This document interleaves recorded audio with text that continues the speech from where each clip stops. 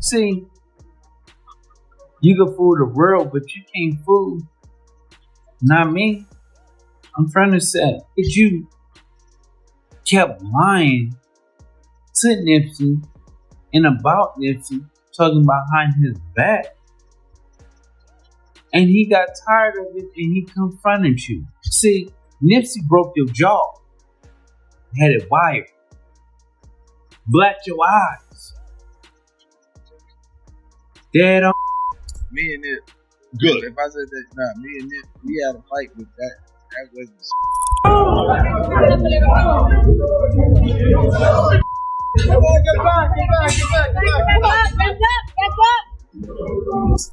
His dad was right there. His dad know my love for Nipsey. He know my love for Nipsey, and they know that I'll never be. But it basically was like, you rocking with him?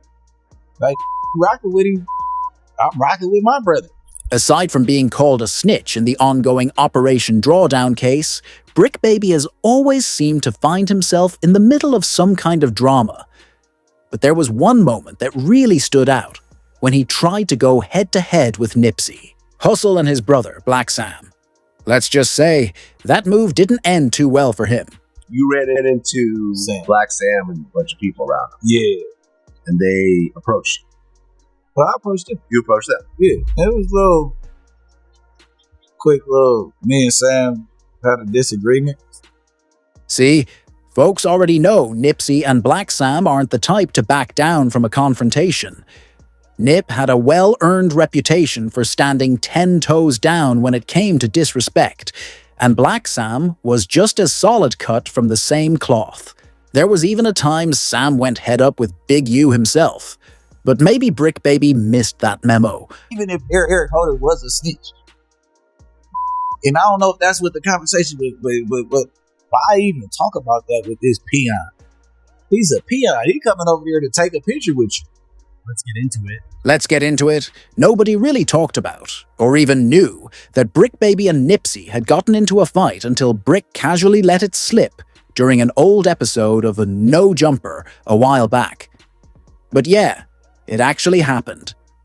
And it wasn't anything recent either. The whole thing went down back in 2014. We was arguing for 2 hours and we was like, where you at? Should pull up. Get it out the way. We was both of us was but our ego. We was paused, but our egos was in the way. And you know what I mean? You fought Nipsey in what year?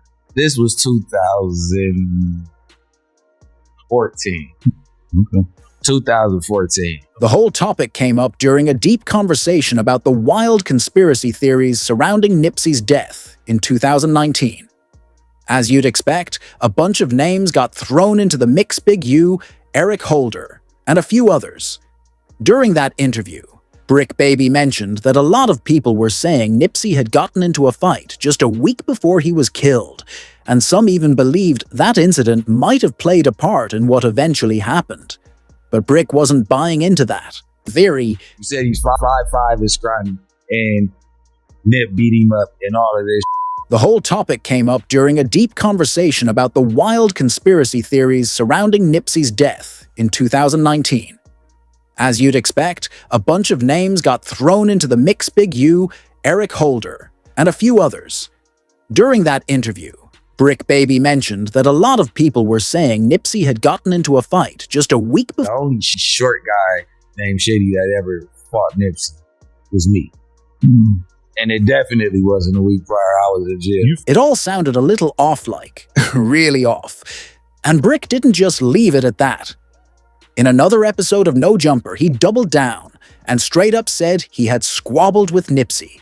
Me and Nip, good. If I said that, nah, me and Nip, we had a fight with that. That wasn't shit.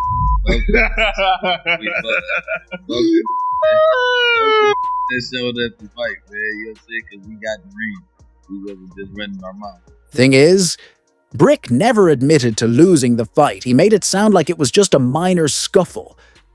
But word travels fast. Even though not many people knew about it at the time, it didn't take long for folks to start calling him out.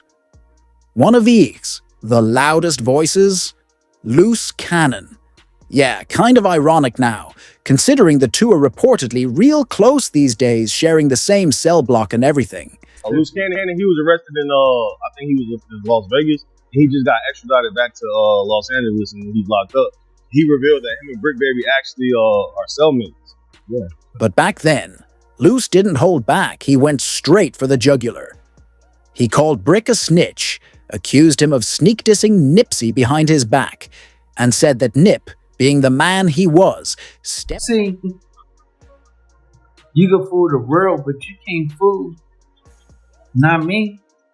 I'm trying to say, if you kept lying to Nipsey and about Nipsey, talking behind his back, and he got tired of it and he confronted you. Luce didn't pull any punches. Straight up said Bricc knew he was capping. The only reason Luce even chimed in was because, according to him, he was there, or at least knew exactly how it all went down. They're all from the same set, so this wasn't some outsider throwing shade.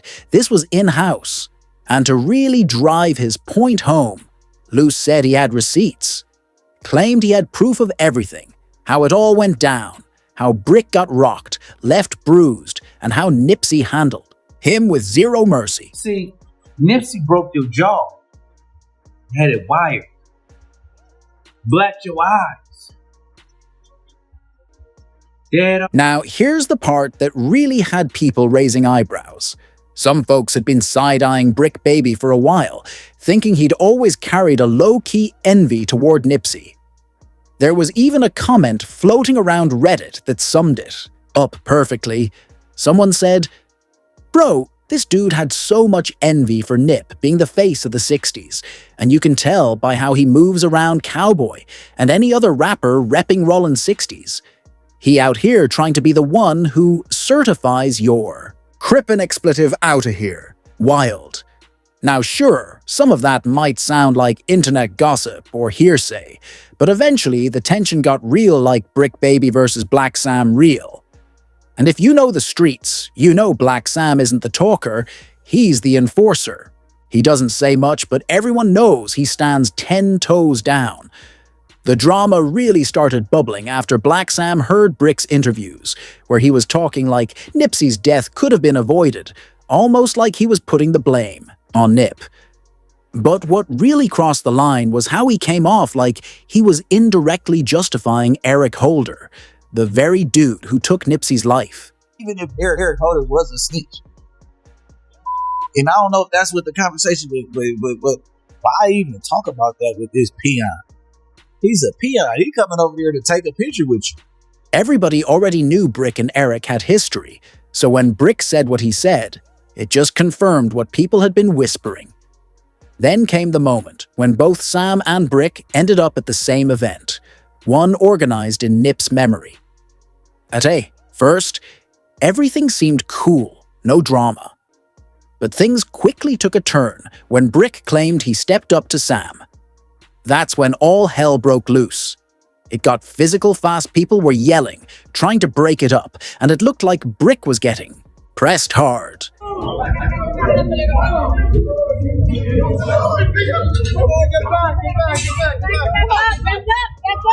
But Bricc wasn't about to let it slide like that. He told his side of the story, claiming he approached Sam, and the man didn't say a word, just swung. No talking, no warning, just straight hands. While most people said Sam handled him and sent him packing, Bricc tried to flip the narrative.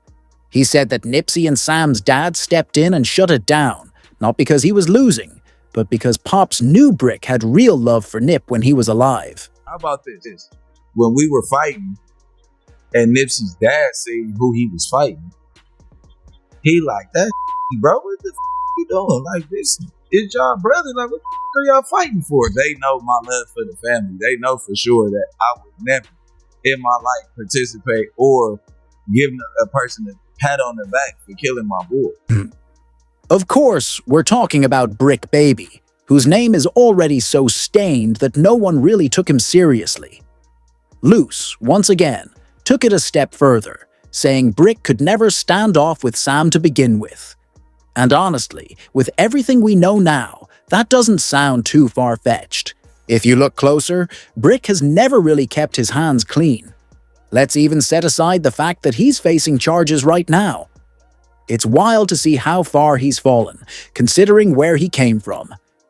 In a sit-down with Cam Capone, Bricc actually admitted that he went to private school, and his mom has been riding for him from the start, even when he first started getting into trouble. But despite all that support, the streets kept calling his name. By the time he was 17, he was already catching cases left and right. The paper trail goes all the way back to 2009. But one of the factors they said was his criminal history, meaning, since like 2009, bro, like dude has been in and out of jail. Things really took a turn when Bricc got involved with the Rollin' 60s. Now, with his current case, it's opened up a whole can of worms, not just about the Rollin' 60s, but also about Brick's role in everything. 600 actually said last year, before anyone knew Big U was about to get caught up, that Bricc had already given him a heads up to keep his distance from Big U, like he knew what was coming. Essentially, they painted Bricc as a snitch, which lines up with the rumors that had been floating around. Then, recently, word got out about some drama behind bars involving Big U, Luce, and Bricc Baby. It all started after Luce and Brick's people hopped on a phone call that went viral, where they were saying they'd been trying to reach out but weren't hearing back. Hey, Mama, did you hear anything from them? Are you for real? So Bricc hasn't called you either? What the going on? Ken and Bricc Baby got into a fight in their cell, and one of them had to roll it up and leave.